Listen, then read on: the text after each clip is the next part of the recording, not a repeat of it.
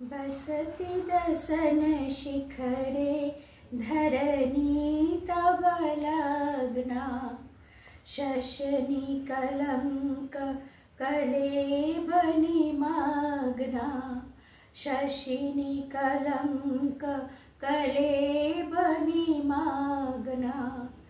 केशबधृत शूकर रूप जय जगदीश हरे जय जगदीश हरे। আজকে আমাদের যে বরাহ অবতার সেটা নিয়ে একটু বলার ইচ্ছা আছে। তো বরাহ অবতারের যে ব্যাপ্তি সেটা বিশাল ব্যাপ্তি এবং অনেক জায়গায় বরাহ অবতারকে নিয়ে বলা হয়েছে। আমাদের ভাগবতে আছে বরাহ অবতারকে নিয়ে এবং ঋগ্বেদে আছে এবং সবথেকে যেটা প্রাচীন সেটা হলো মহাভারতে আছে। এবং এইভাবে একটু আমি বলার চেষ্টা করব এবং ভুল ত্রুটি যা হবে একটু মার্জনা করে নেবেন। এবং এগুলো তো অনেক বিশাল মানে পড়াশুনোর ব্যাপার, তা সেগুলো তো অত আমার করা নেই, তাও চেষ্টা করি আপনাদের সঙ্গে যেটুকু মানে আমি একটু শুনি পড়ি সেগুলো আপনাদের সঙ্গে শেয়ার করার। তা আজকে একটু বরাহ অবতার নিয়ে জয়দেবের যে 10 অবতার স্তোত্র সেটা দিয়ে একটু শুরু করলাম। আর প্রথমে যে আমি এখানে ভাগবতে যেটা আছে যে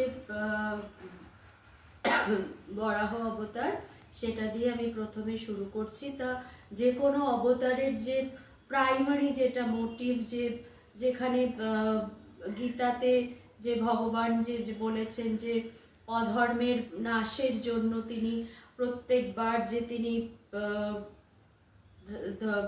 অবতার রূপ ধারণ করেন, তা এখানেও তাই। যে ভাগবত পুরাণে আছে যে বিষ্ণুর যে দুটি দ্বারপাল ছিল, বিষ্ণুর অত্যন্ত প্রিয় দ্বার রক্ষক জয় এবং বিজয়, তারা বিষ্ণুর দ্বারপাল এবং দ্বার রক্ষা করত। এবার একদিন কি হয়েছে যে ব্রহ্মর্ষি ব্রাহ্মণরা বিষ্ণুর সঙ্গে দেখা করতে এসছে এবং তারা প্রায় বিবস্ত্র অবস্থায় এসেছিলেন এবং দেখা করতে চায়, কিন্তু জয় এবং বিজয় তাদের এই অবস্থায় বিষ্ণুর সঙ্গে দেখা করতে অনুমতি দেন না। এবং তারা এদিকে তারা অনেক মহর্ষিরা অনেক কক্ষ পেরিয়ে এসেছেন, সেখানে কোনো কক্ষ রক্ষীরা তাদের আটকায়নি। এবার জয় বিজয় তাদের যে আসল যে বিষ্ণুর যে কক্ষ সেখানে ঢুকতে দেন না এবং এই নিয়ে তাদের বচসা হয় এবং মহর্ষিরা তাদের এসে তাদেরকে জয় এবং বিজয়কে অভিশাপ দিলেন। এবং অভিশাপ দিলেন, কি অভিশাপ দিলেন? যে তোমরা দৈত্য হয়ে জন্মাবে। এবার এর মধ্যে এসব কোলাহল শুনে বিষ্ণু এসে মধ্যস্থতা করলেন এবং বললেন যে দেখো, যা অভিশাপ দেওয়ার তা তো হয়ে গেছে, আমি তো আর কিছু আটকাতে পারবো না, তা যতটা কম সময় তোমরা দৈত্য হয়ে থাকতে পারো সেইটুকুই আমি দেখব। তাহলে তোমরা এক কাজ মানে দৈত্য হয়ে যখন তাহলে আমার দৈত্য হয়ে থাকাটাই বাঞ্ছনীয়, কারণ তাহলে কি খুব কম সময় তোমরা থাকতে পারবে। কারণ মানুষ যদি কারো শত্রু হয় তাহলে তার নাম বেশি করে মানুষের, শত্রুদের নাম। মিত্রর নাম দেখবেন সচরাচর বেশি করা হয় না, শত্রুদের নামই বেশি মনে আসে যে এ আমার শত্রু, এ আমার নামে বাজে কথা বলল, একে আমি কেন তখন এই যোগ্য জবাবটা দিলাম না, এইসবই মাথায় আসে। এই জন্য ভগবান বিষ্ণু তাদের বলল যে তোমরা যদি আমার শত্রু হয়ে আসো, জন্ম নাও, তাহলে খুব তোমরা বেশি আমার কথা চিন্তা করবে, সারাক্ষণ আমার নামে বাজে বাজে কথা ভাববে এবং যত আমার কথা ভাববে তত তাড়াতাড়ি তোমরা মুক্তিপ্রাপ্ত করবে। তখন এই জয় এবং বিজয় 3 বছরের জন্য তারা দৈত্য রূপে জন্মগ্রহণ করলো। এবং তারা কি করলো যে আমাদের যে আদি পিতা কাশ্যপ মুনি, আমরা তো জানি কাশ্যপ মুনি, তার যে স্ত্রী দিতির গর্ভে অসুররা জন্ম নিয়েছে এবং অদিতির গর্ভে সব দেবতারা জন্ম নিয়েছে এবং দিতির গর্ভে দুটি সন্তান জন্মালো, হিরণ্যাক্ষ এবং হিরণ্যকশিপু। এবং হিরণ্যাক্ষ দৈত্য তখন অত্যন্ত অত্যাচারী হয়ে উঠল এবং তিনি গদা হাতে স্বর্গ জয় করতে গেল এবং সমস্ত দেবতারা ভয়ে পালিয়ে গেল এবং বিষ্ণুর শরণাপন্ন হলো। এবং হিরণ্যাক্ষ এতটাই শক্তিশালী হয়ে গেছিল যে সে পৃথিবীকে ঠেলে জলের তলায় ঢুকিয়ে দিয়েছিল। এবং তখন ভগবান বিষ্ণু দেবতাদের আশ্বাস দেয় যে তিনি বরাহ অবতার ধারণ করবেন এবং হিরণ্যাক্ষকে বধ করে পৃথিবীকে, এই যে পৃথিবী যে রসাতলে চলে গেছে তাকে তিনি উদ্ধার করবেন। এটা হলো আমাদের ভাগবতে যে বরাহ অবতার আছে। এবার মহাভারতে যে বরাহ অবতার আছে তাতে কিন্তু এখানে হিরণ্যাক্ষ বা হিরণ্যকশিপুর কোনো উল্লেখ নেই। সেখানে আছে যে লোমশ মুনি, যখন যুধিষ্ঠিররা বনবাসে গেছে তখন লোমশ মুনি যুধিষ্ঠিরকে এটা অত্যন্ত প্রাচীন কাহিনী, যে তাকে এই কাহিনীটি শোনায় এই বরাহ অবতারের, যে পৃথিবী যখন জলের তলায় চলে গেছিল তখন ভগবান বিষ্ণু তার শৃঙ্গ দিয়ে, তার যে একটা শৃঙ্গ এবং সেই শৃঙ্গ দিয়ে তিনি বরাহ অবতার রূপ ধারণ করে পৃথিবীকে উদ্ধার করে আনলেন। সমস্ত বসুমতী পাতালে চলে গেছিল এবং একটি বরাহ, যার নাকি একটি মাত্র শৃঙ্গ আছে, তা দিয়ে তিনি পৃথিবী উদ্ধার করলেন। এবং সত্যযুগে একটি ভয়ঙ্কর অবস্থার সৃষ্টি হয়েছিল। সত্যযুগে একবার কি হলো যে যমরাজ, আমরা জানি যে যমরাজ হলো ন্যায় এবং মৃত্যুর দেবতা, তিনি একবার কি করলেন, যমরাজ বললেন যে আমি কিছুদিনের জন্য বিরতি চাই এবং ভগবান বিষ্ণুকে তিনি তার কাজটি সঁপে দিলেন যে তুমি কিছুদিন দেখাশোনা করো, আমি একটু বিরতি নেব। এবার ভগবান বিষ্ণুর তো মায়ার শরীর, এর ফলে কি হলো যে কেউ আর মরছে না সত্যযুগে, পশু পাখি কেউ কাউকে খাচ্ছে না, মানুষও মারা যাচ্ছে না এবং সবই ভালো হচ্ছে এবং কোনো মৃত্যু নেই। এর ফলে প্রকৃতির মধ্যে একটি আলোড়ন সৃষ্টি হলো এবং এতটাই ভারাক্রান্ত হয়ে গেল যে সাগর জলের মধ্যে, মানে পৃথিবী এক যোজন জলের নিচে চলে গেল এবং বসুমতীর কথায় এক শৃঙ্গী বরাহ তাকে তুলতে গেল। বসুমতী বলল যে আমি তো মানে এত ভার হয়ে গেল যে আমি, মানে সে জলের তলায় চলে গেল। আবার এটা হলো একটা, আবার ঋগ্বেদে আছে যে এই যে বরাহ তার নাম হলো এমুষ, এমুষ নামের বরাহর উল্লেখ আছে। এই বরাহর উদ্ধারী যে মানে সে পৃথিবীকে তার স্বামী হিসাবে স্বীকৃতি দিল এবং তাকে বলল যে তুমি আমাকে রক্ষা করো, এবং সে তাকে রক্ষা করতে গেল।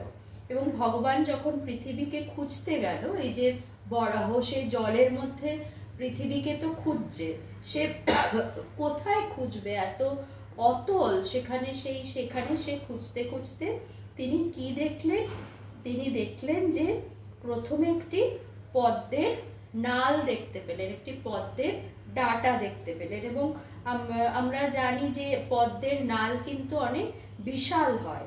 এই বিশাল নালের খোঁজ করতে করতে তিনি পুষ্করের উৎস খুঁজে পেলেন, অতলে, পুষ্কর মানে পদ্ম ফুল, তার অতলে চলে গেলেন এবং তল খুঁজে তার যে শুভ্র দাঁত, তার যে একটা যে দাঁত, সেই দাঁত দিয়ে তিনি তা পৃথিবীকে পরিষ্কার করে পদ্মের উপর সেই মাটি লাগিয়ে দিলেন। এবং সেই পুষ্কর হলো প্রথম সৃষ্টি এবং পৃথিবীর মাটি লাগিয়ে দিয়ে তার মধ্যে ব্রহ্মার আসন বানিয়ে দিলেন। আদি পুষ্কর বানিয়ে ব্রহ্মার আসন বানিয়ে দিলেন। এবং একমাত্র কিন্তু পুষ্করে, পুষ্কর আমরা জানি সেখানে কিন্তু ব্রহ্মার পুজো হয় এবং প্রত্যেক জলাশয়কে আমরা কি বলি, পুষ্করিণী, পুষ্করিণী বলি। এবং তাতে পদ্ম ফুল ফুটুক বা না ফুটুক প্রত্যেক জলাশয়কেই কিন্তু পুষ্করিণী বলা হয়।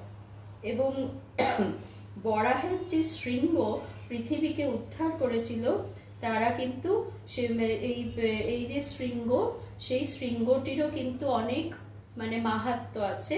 দেখবেন যে বরাহ সবসময় একটি জলীয় মানে সবসময় জলাশয়ের, সবসময় মার্শি ল্যান্ডে বরাহরা থাকতে পছন্দ করে এবং তারা সবসময় তাদের শৃঙ্গ দিয়ে ওই মাটিটা খুঁড়ে ঘাস বের করে খায় বা এইভাবে তারা লাঙল চালায়। এইখান থেকে কিন্তু প্রজনন বা এই যে লাঙল চালিয়ে, হাল চালিয়ে কৃষি, প্রজনন, এই সমস্ত কিন্তু এই বরাহ অবতারের যে শৃঙ্গ, তা দিয়ে যে তিনি পৃথিবীকে যে তিনি তুলে ধরেছিলেন, সেখান থেকেই কিন্তু এসবের উৎস। এই শৃঙ্গ থেকে কিন্তু শৃঙ্গার শব্দটিও এসছে এবং ভালো করে যে সেজে ওঠা শৃঙ্গার রসের কিন্তু আদি দেবতা হচ্ছে আমাদের ভগবান শ্রী বিষ্ণু।